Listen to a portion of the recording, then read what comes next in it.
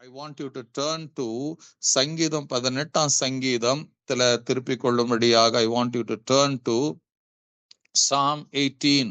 Amen. Hallelujah. அந்த இடத்துல பாத்தீங்கன்னா இந்த 16ஆம் வசனத்துல இருந்து 19ஆம் வசனத்தை வரைக்கும் நீங்க பாத்தீங்கன்னா இங்க சங்கீத தாவீது ஒரு காரியத்தை சொல்லுவார். இந்த சங்கீதத்தை தாவீது எழுதும் போது he wrote with a vision, ஒரு பர்பஸோட.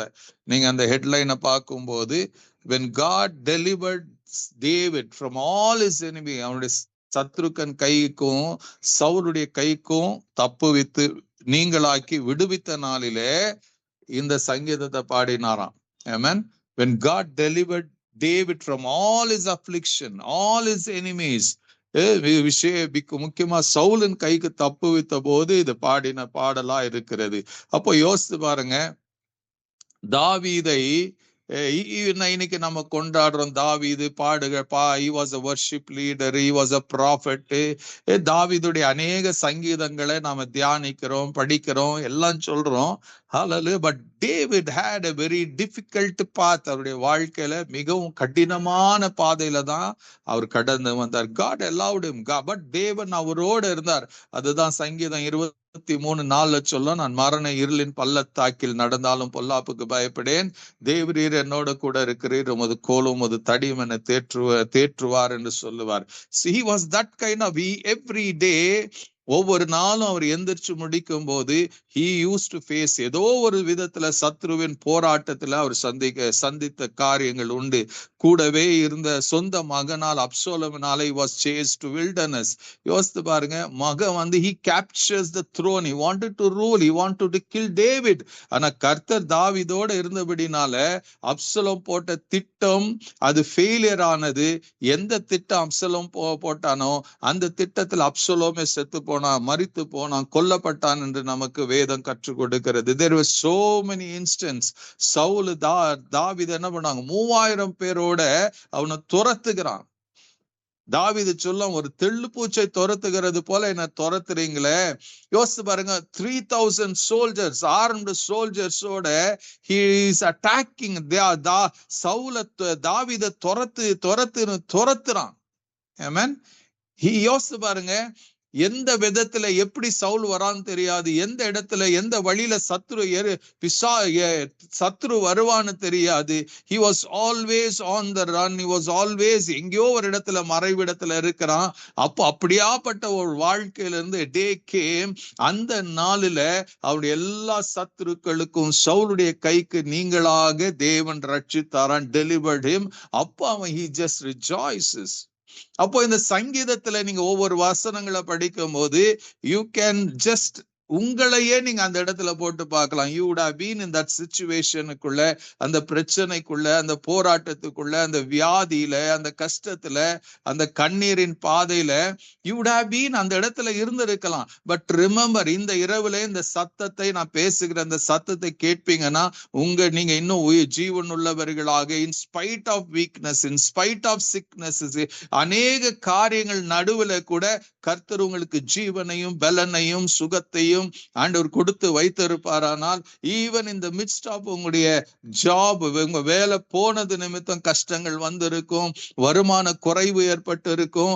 ஆனா அதன் நடுவுல கர்த்தர் இன்னும் உங்களை நீங்க வெட்கப்பட்டு போகாதபடி பூமியில கர்த்தர் வைத்திருக்கிறார்னா அதோடைய அர்த்தம் என்னன்னா, சத்ரு உங்களை தொடர்ந்தாலும் கர்த்தர் உங்க பட்சத்துல இருக்கிறார் என்பதை மறந்து விடாதீங்க. தாவீது சொன்னது போல கர்த்தர் என்ன பண்றாருங்க, என் கூட இருக்கிறாரு, அவர் என் கூட இருக்கிறதுனால எனக்கு பயம் இல்லைன்னு சொன்னது போல you too can say ஹல்லேலூயா. நான் மரண இருளின் பள்ளத்தாக்கில் நடந்தாலும் பொல்லாப்புக்கு பயப்படேன். நீங்க சொல்லணும், தேவரீர் என்னோட கூட இருக்கிறீர், கர்த்தர் என் பட்சத்துல இருக்கிறீர், தேவர் என்னோட கூட இருக்கிறீர், உமது கோலும் உமது தடியும் என்னை தேற்று. This is a confidence you need to have to be successful. உங்க வாழ்க்கை மாறுவதற்கு தான் காரணமா இருக்கும். அதுதான் இங்க நீங்க ஒவ்வொரு வசனத்திலையும் படிக்கலாம். இங்க தாவீது எக்ஸ்பிளைன்ஸ், அந்த சத்ருவுக்கு சுத்தி இருக்கும்போது அந்த போராட்டத்தை அவர் இங்க எழுதுறாரு. எப்படி எழுதுறாருங்க? உயரத்திலிருந்து when he was there was no way. அவர் சுத்தி சத்ருவார சூழ்ந்து இருக்கும் போது when he found no way to escape, அவர் இங்க எழுதுறாரு, உயரத்திலிருந்து அவர் கை நீட்டி என்னை பிடித்து ஜல பிரவாகத்தில் இருக்கிற என்னை தூக்கி விட்டார்.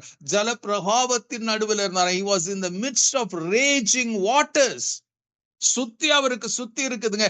It means around him there were enemies. அவர் சுத்தி எப்படி இருந்தாருங்க? ஹalleluya. There were enemies around him. There was chaos. அவரை சுத்தி குழப்பமான it was around him. There was chaos around him. அவரை சுத்தி there was darkness around him. அவரை சுத்தி இருளும் அந்தகாரமும் சூழ்ந்திருக்கிற நேரத்துல hallelujah, he had no one except God. தேவனை தவிர அவர்கிட்ட ஒருவரும் இல்லை என்பதை உணர்ந்து he always, even in the wilderness when he ran from Saul, இல்ல தன்னுடைய மகனாகிய அப்சலோமுக்கு தப்பித்து போகும்போது இனி பல இடங்கள்ல when he was running, hallelujah, when he was running from the enemies, there was only one place of refuge, that God Almighty. தேவனிடத்துல ஓடினான், தேவனிடத்துல கேட்டான், தேவனிடத்துல ஜெபித்தான். He just embraced God so much. அதனால he saw a deliverance. அவர் இங்க சொல்லுவாரு, when there was no one to help him, ஜல பிரவாகத்தின் நடுவுல இருக்கும்போது, when there was completely சுத்தி darkness-ம் calamity-யும் chaos இருக்கும்போது, hallelujah, he saw a supernatural help from God. அவர் எங்க இருந்து எடுத்தாருங்க? hallelujah. பைபிள் சொல்லுது, உயரத்திலிருந்து அவர் கை நீட்டி அவர் என்னை தூக்கி எடுத்தாராம். That was the experience. இன்னைக்கு நல்லா தெரிஞ்சுக்கங்க, உங்களை சுத்தி if you don't see any path, நீங்க யோசிச்சு பாருங்க, சமுத்திரத்தின் இல்ல ஒரு பெரிய சமுத்திரத்தின் நடுவுக்கு நீங்க போயிருங்க, ரொம்ப தூரம் இல்ல, கொஞ்சம் தூரம் சமுத்திரத்தின் கரையை விட்டு கொஞ்சம் தூரம் போனீங்கன்னா நீங்க சுத்தி பார்த்தா வெறும் தண்ணியை தவிர ஒன்றும் தெரியாது. அது போலதான் இன்னைக்கு if you are feeling that kind of ஒரு ஹீட் உங்க வாழ்க்கையில, உங்களை சுத்தி there is no way, உங்களை சுத்தி இருக்கிற வழியெல்லாம் அடைக்கப்பட்டு இருக்கிறது, there is no hope நினைச்சு கொண்டு இருந்தீங்கன்னா, hallelujah, calamity மேல calamity வருது, chaos மேல chaos இருக்கிறது, நான் நம்பினபடி காரியங்கள் நடக்கல நீங்க யோசித்து வாழ்ந்து கொண்டு இருப்பீங்கன்னா, ரிமெம்பர் your God, அவர் சூப்பர் நேச்சுரலா அவர் உங்களை சந்திக்க முடியுங்க. சொல்லுது, ஜல பிரவாகத்தில் இருக்கிற உயரத்திலிருந்து அவர் கை நீட்டி என்னை பிடித்து ஜல பிரவாகத்தில் இருக்கிற என்னை தூக்கி விட்டார். I was living, from there God lifted me. Amen. It means in our translation, from heaven, பரலோகத்திலிருந்து அவர் கையை நீட்டி என்னை தூக்கி எடுத்தார். அந்த same God who did wonders for David உங்களுக்கும் அற்புதம் செய்வார். If you just trust in him, if you believe in him, if you pray to him, தொடர்ந்து நீங்க வாழ்வீங்கன்னா உங்க வாழ்க்கையில அற்புதத்தை செய்வார். அடுத்து அவர் சொல்லுவாரு 70th verseல, என்னிலும் அதிக பலவான்களா இருந்த என்ன பலத்த சத்துருக்கும் என்னை பகைக்கிறவர்களுக்கு என்னை விடுவித்தார். இங்கிலீஷ்ல சொல்ல, even though I was helpless in the hands of my hateful strong enemy, you were good to deliver me. அவர் என்ன சொல்றாங்க? என்னிலும் அதிக பலவான்களா இருந்த. It's one way, hallelujah. உலகத்துல இருக்கிற சத்துருக்கள் மாம்சத்தோட ரத்தத்தோட இருக்கிறாங்க. There is another enemy, unseen enemy. His name is called the devil. அவன் என்ன பண்றாங்க? The unseen, hallelujah. அவனை குறித்து சொல்லும் போது, he is the leader of millions and millions of demons. தாவீது சொல்றாரு, அப்படியாப்பட்ட மனுஷன் மாத்திரம் இல்ல, God is able to rescue from the helpless situation. Hallelujah. If you are living in a ஒண்ணு முடியாத ஒரு கட்டத்துல நீங்க இருக்கிறீங்களா, நல்லா தெரிஞ்சுக்கங்க, hallelujah, God is on your side. Even though I was helpless in the hands of my hateful strong enemy, எவ்வளவு பெரிய பலத்த சத்ருவா இருந்தாலும் அவனுடைய பலத்தை காட்டிலும் என் ஆண்டவருடைய பலம் பல மடங்கு பெருசா இருக்கிறது. ஆண்டவராகிய பேதுரு எழுதுவாரு, ஹல்லேலூயா, தேவனுடைய பலத்த கரத்துக்குள்ள அடங்கிரு, உன் எதிராளியான பிசாசானவன் எவர்களை விழுங்கலாம் என்று வகை தேடி தெரிந்து கொண்டிருக்கிறான். So hide yourself in the mighty hand of God. He is there to rescue you. Saints of God, உங்களுக்கு செய்யாம வேற யாருக்கு கர்த்தர் செய்ய முடியும்? உங்களுக்கு உதவி செய்யாம வேற யாருக்கு உதவி செய்ய முடியும்? இங்க சொல்றார், you were good to deliver me. நீங்க தான் என்ன காப்பாத்துனீங்க ஆண்டவர். You are so good. ஆண்டவர் அத்தனை நல்லவர். அவர் சொல்றார், இங்க தாவீது சொல்லுவார், என்னிலும் அதிக பலவான்களா இருந்த என்ன பலத்த டேவிட் சவுல் 3000 பேரோட வரும்போது இவன் 600 பேரோட தான் இருக்கிறான். யோசித்து பாருங்க, 3000 எங்க, 600 பேர் எங்க? அதான் தாவீது சொல்றான், பலத்த சத்ரு, ஸ்ட்ராங். அது நடுவுல நான் இருந்தேன். பலத்த சத்துருக்கும் என்னை பகைக்கிறவர்களுக்கும் என்னை விடுவித்தார். அவர் சொல்றார், after experience the victorious life, after all எல்லா கஷ்டத்தின் நடுவுல இருந்து பார்த்ததை எழுதுறாரு. 18ஆம் வசனத்துல அவர் சொல்றார், என் ஆபத்து நாளில் எனக்கு எதிரிட்டு வந்தார்கள், கர்த்தரோ எனக்கு ஆதரவா இருந்தார். when I was at my weakest, my enemies attacked, but the Lord held on to me. எப்ப தெரியுமா பிசாசு உங்களை அட்டாக் பண்ணுவான்? when you are at the weakest. உங்க மைண்ட் பேதலிச்சு இருக்கும் போது, என்ன செய்யறதுன்னு தெரியாம தவித்து கொண்டு இருக்கும் போது, what to do என்ற கேள்வியோடு எழும்பும் போது, the enemy will come. When did the devil come and tempt Jesus?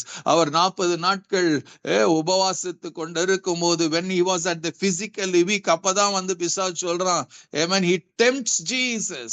இந்த கல்லுகள் அப்பமாக்கும், உப்பு தேவாலயத்தின் உப்புகளில் கீழே குதியும், இந்த என்ன பணிந்து கொள்ள, I will give you the wealth of this world, இதெல்லாம் சொல்லி ஏமாத்துவான். when he was at the weakest, நல்லா தெரிஞ்சுக்க, when you are at the weakest, remember the devil will come with all his force. ஆனா என்னன்னா, ஹல்லேலூயா, உங்களுக்கு எனக்கு நல்ல செய்தி என்னன்னா, they will come. எனக்கு என் ஆபத்து நாளில் எனக்கு எதிரிட்டு வந்தார்கள், கர்த்தரோ எனக்கு ஆதரவா இருந்தார். சங்கீதம் 59 நினைக்கிறேன், அதுல சொல்லும், சத்ரு வெள்ளம் போல வரும்போது ஆவியானவர் தாமே கொடியேற்றுவாராம். ஆமென், ஹல்லேலூயா. உங்க நடு வழியில விட்டு விடுகிறவர்கள் அல்ல. God is a God of might. அவர் பலத்த பராக்கிரமுள்ள கர்த்தர். ஹல்லேலூயா. அதனாலதான் தாவீது இந்த 2ஆம் வசனத்துல சொல்லுவாரு, கர்த்தர் என் கண்மலையும் என் கோட்டையும் என் இரட்சகரும் என் தேவனும், நம்பி இருக்கிற என் துருகமும் என் கேடகமும் என் இரட்சணிய கொம்பு என் உயர்ந்த அடைக்கலமுமாய். He describes God. This is you, God. நீங்களும் சொல்லலாம் அந்த வசனத்தை எடுத்து, உங்க ஆண்டவர் எப்படிப்பட்டவர்னு. ஸ்தோத்திரம் பண்ண தெரியல, அதை எடுத்து படிங்க. you will be amazed what God does. So அவர் சொல்ற, கர்த்தர் எனக்கு ஆதரவா இருந்தார். சோ தாவீது என்ன எழுதுறாருங்க, I went through this situation. ஒவ்வொரு சிச்சுவேஷன்லயும் நான் உயிர் பிழைப்பேன், நான் தப்பிச்சுக்குவேன், இப்படி என்ன எனக்கு இல்ல. ஆனா கர்த்தர் என்னை காப்பாற்றினார், கர்த்தர் எனக்கு துணையா இருந்தார், கர்த்தர் என்னை மீட்டெடுத்தார். மீட்டெடுத்து என்ன பண்ணாராம்? அதான் இங்க 19ஆம் வசனத்துல அவர் முடிக்கும் போது சொல்றார், அவர் விசாலமான இடத்தில் என்னை கொண்டு வந்து என் மேல் பிரியமா இருந்தபடினால் என்னை தப்புவித்தார். ஏன் அவர் விசாலமான இடத்துக்கு கொண்டு வந்தாரா? because of his love broke open the way. He brought me into a beautiful broad place because of his love.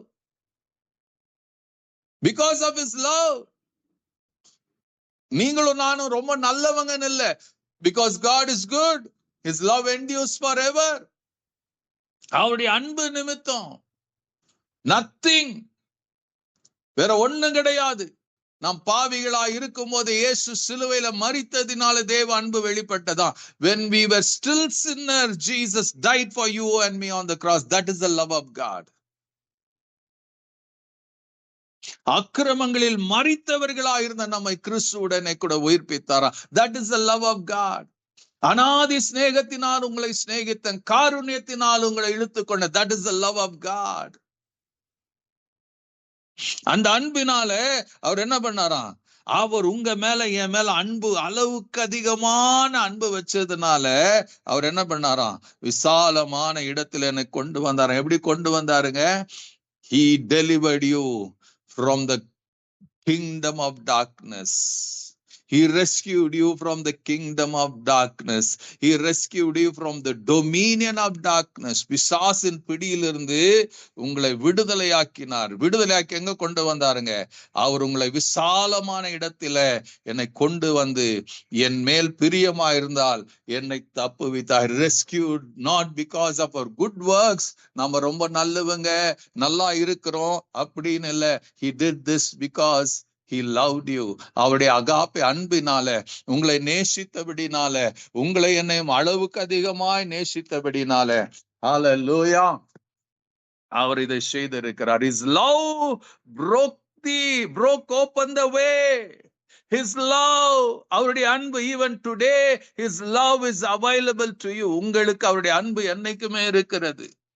நாம தான் ஓடி விடுகிறோம். We think God is not in my favor. Hallelujah. சில நேரத்துல அவர் நம்மை சிட்சிக்கிறார், சில நேரத்துல நம்மை He wants to put us in the right track. அதனால அவர் அன்பு கூறலன்னு அன்பு அர்த்தம் கிடையாது. பிள்ளைங்களை அப்பா அம்மா அடிக்கிறாங்கன்னா அவங்க மேல அன்பு இல்லாம அவங்க அடிக்கல. சிட்சிக்கிறாங்கன்னா அன்பு இல்லாம சிட்சிக்கிறது இல்ல. Because they love them so much. அவங்க தவறான பாதையில போக கூடாது என்பதற்காக தான் அந்த அடியும் சிட்சையும் எல்லாம் இருக்கிறது. His love broke open the way. உங்களை nothing, nobody could reach to you, but God through His love reached out to you. He broke His way. He broke open the way. He brought me into a beautiful broad place and He rescued me because His delight is in me. His love. வேற ஒண்ணும் கிடையாதுங்க.